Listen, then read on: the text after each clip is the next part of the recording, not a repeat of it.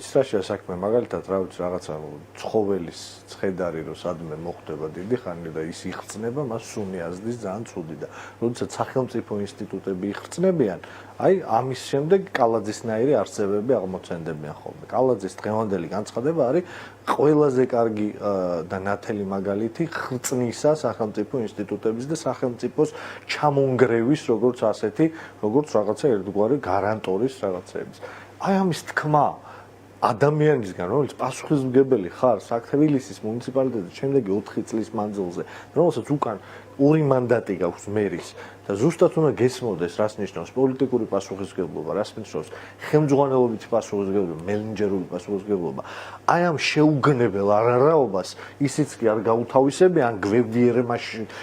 გვევიერეშმაკება ეხა რო არ ესმის თითქოს რომ მისი პასუხისმგებლობაა ის რომ ისეთმა კომპანიამ ისე გააკეთა ვაკეში მაგალითად ვაკის პარკში შადრევანი რომ ამას ადამიანი ბავშვის სიცოცხლე შეეწირა რომ ამაზე პასუხისმგებელი და ამ კორუფციაზე რაც იმან გამოიწვია შემდეგ ყველაფერ დანარჩენზე 3 წელიწადიც რო არიჯდა ის კაცი ციხეში და პირობითით რო გამოუშვეს და გარეთ რო დადის და ეხა ალბათ ახალ ტენდერებს იგებს ამაზე პასუხისმგებელი არის კახა კალაძე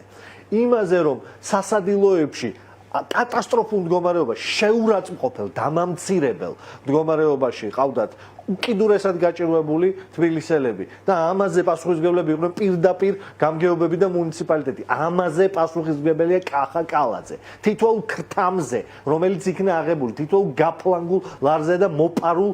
თეთრზე რომელიც თბილისის ბაგაბაღებში მოხდა თბილისის ბაგაბაღებში ჩვენ შვილებს მოპარეს საჭმელი ფული აი იმაზე თითოეულ თეთრზე პასუხისმგებელია კახა კალაძე აბსოლუტურად ყველა გადაცდომაზე და კორუფციულ სქემაზე როგორც არის გენოციდი ურბანული ამ ქალაქში ყველა 10,000 სართულიან კორპუსზე პასუხისმგებელია კახა კალაძე ამ ქალაქში საცობზე პასუხისმგებელია კახა კალაძე ყველაფერზე რაც ამ ქალაქში ინგრევა ჩამონგრეული მეტროები ჩამონგრეული კორპუსები ამაზე ყველაფერზე პასუხისმგებელია კახა კალაძე ეს უნდა ესმოდეს აბსოლუტურად ყველაზე კარგად ეს იცის ამ ხდალმა არარაობამ რომ თვითონ არის ამაზე პასუხისმგებელი ეხა შინაგანად თრთის შინაგანად არის პანიკა საკუთარ თავზე ვარ პასუხისმგებელი. იმიტომ რომ იცის. ამბობს ის. იმიტომ რომ იცის რომ საკუთარ თავთან აი მე საკუთარ თავთან მარწუხებმა ძალიან მოუჭირეს. იცის რომ ვირთხა ეხა კუთხეშია მიმწყდეული ძალიან კარგად იცის და აი ამის გამოძახილია ეს ვულგარული და იაფფასიანი პროვინციული ბაქიბუქი რითიცაც ეხა ეს არარაობაა დაკავებული ყველაფერ ამაზე დაწყებული სასადილოებიდან დამთავრებული ბაგაბაღებით და შუაში ყველა იმ ტრაგედიით და კატასტროფით რაც ამ ქალაქში მოხდა უახლოესი 10 წლის მანძილზე ყველაფერზე პასუხისმგებელია პირადად კახა კალაძე, იმიტომ რომ ის არის ქალაქის მერი. აქ რამე ფანტასტიკის ჟანრს და იმას რა ქვია, კალმასობისთვის კი არ ვამბობ ამას და ლამაზად თქმისთვის. ესეა, ესე წერია იმ ყველა დოკუმენტში, რომელიც განსაზღვრავს თბილისის მუნიციპალიტეტის მერის უფლება მოსილებებს. რომ ამაზე პოლიტიკური პასუხი უნდა აგოს ამან, მაგრამ რა პოლიტიკურ პასუხისმგებლობაზე არის ლაპარაკი? ამბანის უცოდინარი არის და ყველაფრის მკადრებელია, ყველაფრის მკადრებელია. ეს ის არარაობა აქვე შეგახსენებთ, აი პასუხისმგებლობა რო არაფერი აქვს. მათ შორის პასუხისმგებელია იმაზე, რომ ელენე ხოშტარია მის პლაკატზე, დროებით პლაკატზე წარწერის გამო ეხა ციხეში ზის 1 წლის. ამიტომ ამ პასუხისმგებლობებს, აი ამ მორალურ პასუხისმგებლობებს ერთის მხრივ, რომელიც გახრწნა კახა კალაძე ერთ დროს კარგი ფეხბურთელი, რომელიც გახრწნა და აი ამ მონსტრად ჩამოაყალიბა. რაც არის, ამას ვერასდროს ვერ გაიქცევა ცხოვრებაში და მეორეს მხრივ, ზუსტად უნდა იცოდეს, რომ პოლიტიკურ პასუხისმგებლობას ვერ გაიქცევა. და მე დიდი ეჭვი მაქვს რომ კახა კალაძეს ხელისუფლების ცვლილებისთვის დალოდება არ მოუწევს აი იმ პოლიტიკური პასუხისმგებლობისთვის და სისხლის სამართლის პასუხისმგებლობისთვის პასუხისგებაში მიცემა არ მოუწევს ხელისუფლების ცვლილება ძალიან კარგად იცის კახა კალაძემ ყველაზე ნათლად იცის რომ იმაზე არის როგორც ამ ქალაქში და ამ ქვეყანაზე იტყოდნენ შესმული არის ლაფატკაზე ბოდიშით აი ამ გამოთქმისთვის იცის ეს ზუსტად და აი ამას კადრულობს ყველაფერზე წამსვლელი კაცია ეს არის კაცი გაგახსენებთ, შორის ამაზე უხურა და ბავშვის სიკვდილის ტრაგედია შემოაყრია. ხელისუფლების ოპონენტები მათ შორის იმაზე, რომ რაღაც კალაძესთან დაკავშირებით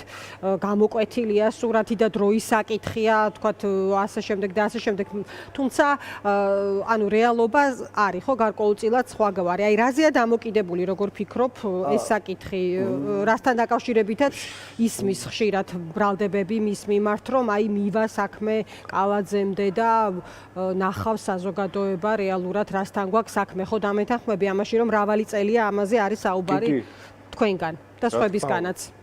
რა თქმა უნდა, ჩემგანაც და ჩემგან ეს ხშირად არა, თქვათ შორის ერთ-ერთ პირველად ვამბობ, რომ დარწმუნებული ვარ, რომ მის გარშემო ეხა ძალიან დიდი შავი ღრუბელი იყრის თავს მის თავზე. აქ ეს რაღაცა არც ნიშნის მოგებით ვამბობ და არაფერი. უბრალოდ აქ შეხედეთ ცაღი აზრის ამბავი არის. თუ მათ უნდათ რომ საბოლოოდ აი ეს რაღაცა ფორმა მიცენ აი ჭყალებში კორუფციასთან ბრძოლად ვერ ჩაითვლება ის შიდაკლანური დაპირისპირების შედეგად რაღაცა პოლიტიკური თუ ისა რა ქვია პიროვნული ვენდეტა რომელიც ღარიბაშვილზე და მის კლანზე მოახდინა იმან რა ქვია ყობახიძე აქ თუ არის ლაპარაკი კორუფციაზე აი ყველაზე ნათელი კორუფციონერი საქართველოს ისტორიაში ერთ-ერთი ყველაზე გაღწნილი კორუფციონერია კახა კალაძე და ისინი ძალიან კარგად ხვდებიან რომ აი ამ სიგიჟის იქით რასაც ახ კახა კალაძის სტრუქტურებში ხდება და მის დაქვემდებარებაში და მის საპასუხისმგებლო ორგანოებში ხდება პასუხისმგებლობის ქვეშ მყოფ ორგანოებში ხდება ამას თუ ეს დავიწროებულ მარყუშზე მიუთითებს შეუძლებელია კი შეხედეთ მე არ ვიცი ხარ მე უყურებ ფაქტებს მე არ მიყვარს რაღაცა არ ვიცი ხოლმე შიდაკულტური ინფორმაციები მე უბრალოდ უყურებ და ვცდილობ რომ გავაანალიზო ის რეალობა რომელიც ჩემ თვალწინ არის ბაგაბაღების საქმეზე კონკრეტული პირების დაპატიმრება ციხეში იმაში პასუხისგებაში მიცემა რამდენიმე მუნიციპალური სამსახურის ბოლო თვეებში ხედავთ იქაც სუსის ბრიფინგები მათი დაპატიმრებები ეხა ეს მეორე მსხვილი სკანდალი ხო ბაგაბაღების მერე მეორე მსხვილი სკანდალი რომელიც პირდაპირ მასთან მიცახე კახა კალაძემ რამდენიც არ უნდა ეძახოს რომ იქ ჩემი პასუხისგებლობა არ არის ეს ხო ილექება ეს ძალიან ისეთი მარტივად აღსაქმელი რამ არის ქალბატონო ანა ხო ყველაზე ისეთი შავრაზმელი ქართული ოცნების ხარდაჭერისთვისაც კი ძალიან ნათლივ ჩანს რომ როდესაც თბილისის ბაგაბაღებში ფული იპარება მასიურად ეს კახა კალაძის პასუხისმგებლობაა როგორც ყველა რაღაცა სიკეთეზე რომელიც შეიძლება მოხდეს არ ეკუთვნის ხოლმე რო არ ეკუთვნის მაშინაც კახა კალაძე მიბმა იცის ეს რაღაცა პიარ მონსტრად ჩამოყალიბდა და ყველგან თავისი იმით ფოტოაპარატით და ტელეფონით რაღაცა ვიდეოები და ჩაწეროს აი როგორც ეს ხდება ზუსტად ისე ყველა ხდება რომ პასუხისმგებლობა მიცია და ეხლა როდესაც ასეთი მასირებული შეტევა და ამხელა სკანდალებს ახეთქა თვითონ ქართული ოცნების ერთი ფლანგი აქ სხვა ვარაუდის გამოჩენა ჩემთვის ძნელია მაგრამ კიდევ ხო ვამბობ ეხლა ამას ვამბობ როგორც დამკვირვებელი პოლიტიკურ პროცესზე და არა როგორც რაღაცა კულუარების მცოდნე. დიახ, ერთი თემაც მაინტერესებდა ეს ფასების საკითხი იყო სხვათა შორის დღეს ბენზინთან დაკავშირებით ვკითხულობდი რომ რაღაც ზოგიერთ ხო 20 თეთრამდეც კი არის ხო მატება მაგრამ მოვასწრო მინდა დარჩენილ დროში თაზო ანაკლის საკითხი ალბათ გაქვთ ამ თემაზე გამოხმაურების სურვილი იმიტომ რომ დღეს კონკრეტულად შეეხო ანაკლის საკითხს პაპუაშვილი ანუ ქართული ოცნება და მან თქვა რომ ანაკლის პორტის პროექტთან მიმართებაში ეს არის ციტატა ამერიკელ ინვესტორებს ინტერესი ვერ გავუღვივეთ. რას უპასუხებთ თქვენ როგორც თქვენი პოლიტიკური გუნდის წარმომადგენელი ამ ფრაზას? მე ცალსახად ვეთანხმები პაპუაშვილს ერთი ჭიის გაღვივება შეუძლია სადმე თავისთან ახლოს ვერაფრის გაღვივება ვერაფრისთვის შეშება პაპუაშვილს შეხედავ მისგან და არ მგონია რომ ვინმე ზოგადად ცხოვრებაში ვინმე რამეში დაარწმუნოს ეს იქით იყოს ეს არის ტყუილი ეს არის ბლეფაობა ეს არის ტყუილი ანაკლიაში შეერთებულ შტატებს ინტერესი გამოხატული აქვს პირველივე დღიდან როდესაც ანაკლიის კონსორციუმის ერთ-ერთი მთავარი ინვესტორი უდიდესი ამერიკული ჯგუფი იყო ამის შემდეგ ანაკლიაში ინტერესი გამყარებული იყო ამერიკის შეერთებული შტატების სახელმწიფო მდივნის განცხადებებით და ბევრი განცხადებით შეერთებული შტატების მაღალჩინოსნებისა. ამის შემდეგ ამერიკის ინტერესს ანაკლიის პორტში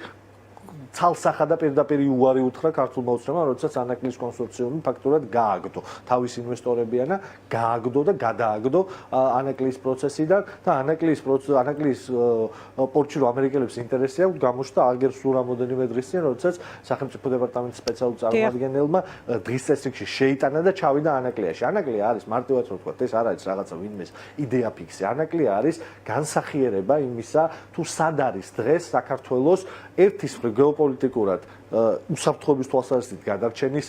შანსი და მეორეს მხრივ ეკონომიკურად ამ ქვეყნის მართლა ერთი საფეხურით ზევით აწევის შანსი. ეს თავიდან ბოლომდე განსახიერდება ანაკლიის სპორტში. რატო? იმიტომ რომ ანაკლიის სპორტი არის ცალსახა ამერიკული ინტერესი. მიუხედავად იმისა, რომ შეიძლება დაპირისპირებები არ შეუძლებლობდეს დღეს ამერიკულ და ევროკავშირის ურთიერთობებში, ამის და მიუხედავადაც სუფთა პრაგმატულად შეერთებული შტატების მაღალი ინტერესია, რომ ევროპის კარიბჭე, ევროპის აღმოსავლეთ კარიბჭე, რაც შეიძლება ანაკლიის სპორტი იყოს შუადერეფნის პირობებში და შუადერეფანი უკვე ეს უბრალოდ სიტყვები რო აღარ არის. ამას ადასტურებს ის რაც ხდება სომხეთსა და აზერბაიჯანში და ის დერეფანი ტრიპი ვერასდროს ვერ იქნება სრულფასოვანი ანაკლიის სპორტის გარეშე. ამერიკას აქვს ინტერესი რომ აკონტროლებდეს ევროკავშირის კარიბჭეს, რომ იქ შორი ახლოს არსად არ იყოს არც რუსული და არც ჩინური გავლენები. ერთის მხრივ აი ეს არის გარანტია, როგორც სომხეთისთვის გარანტია გახდა შეერთებული შტატების უსაფრთხოების და როგორც სომხეთს ვერავინ ხელს ვერ აკარებს ახლა და მიუხედავად ამერიკის და ევროკავშირის ცუდი ურთიერთობებისა, სომხეთს რომ დღეს შეუძლია დამოუკიდებელი საგარეო პოლიტიკა აწარმოოს და ევროკავშირის წევრობისკენ მიუტოვდეს